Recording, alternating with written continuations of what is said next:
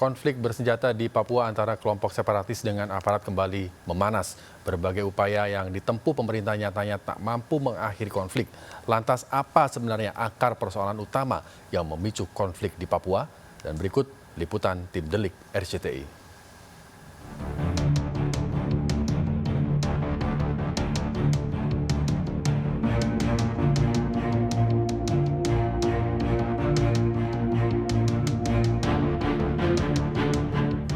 Pada tanggal 4 Februari 2021, kontak senjata kembali terjadi antara separatis dengan TNI di Hitadipa, Intan Jaya, Papua.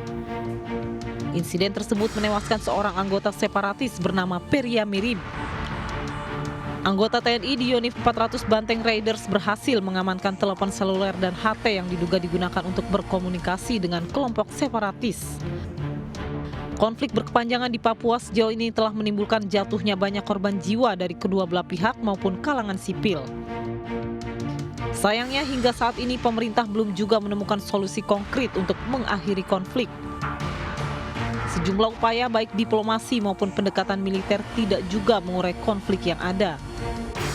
Peneliti LIPI Aisyah Putri Budiarti mengungkapkan sampai kapanpun konflik di Papua tidak akan selesai jika pemerintah tidak segera menyelesaikan akar persoalan di Papua. Problem kegagalan pembangunan. Jadi kita sudah tahu selama Orde Baru, kemudian sampai pada akhirnya di 2009 itu kita menemukan bahwa angka kemiskinan masih sangat tinggi, ada problem infrastruktur yang juga belum terbangun terkait dengan fasilitas-fasilitas dasar untuk kesehatan dan pendidikan gitu.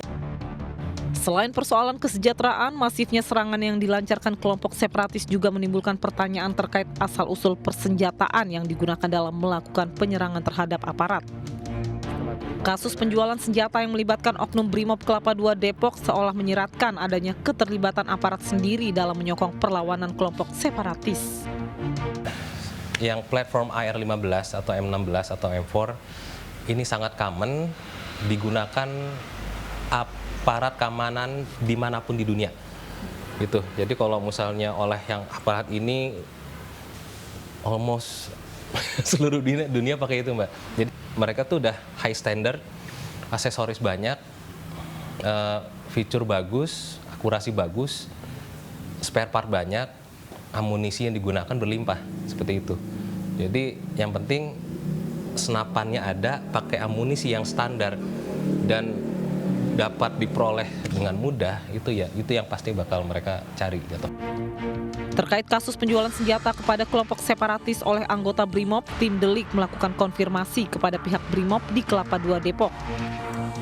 Namun sayangnya pihak Brimob Kelapa II Depok belum bersedia memberikan klarifikasinya. Saya pun dari sini pun masih menunggu surat itu, Mbak. Disposisinya seperti apa, ACC atau enggak. Nah nanti mungkin hari inilah saya tanyakan ke bawah untuk surat itu seperti apa. Mungkin nanti misalkan ada balasan atau disposisi dari Bapak, oke, siap. Kemudian saya hubungi atau kemudian hubungi Mbak sama Mas. Sungguh ironi di saat masih banyak warga Papua yang belum menikmati dampak pembangunan, segelintir pejabat daerah justru diduga berkolusi dengan kelompok separatis, memanfaatkan dana yang seharusnya digunakan untuk membangun kesejahteraan rakyat Papua.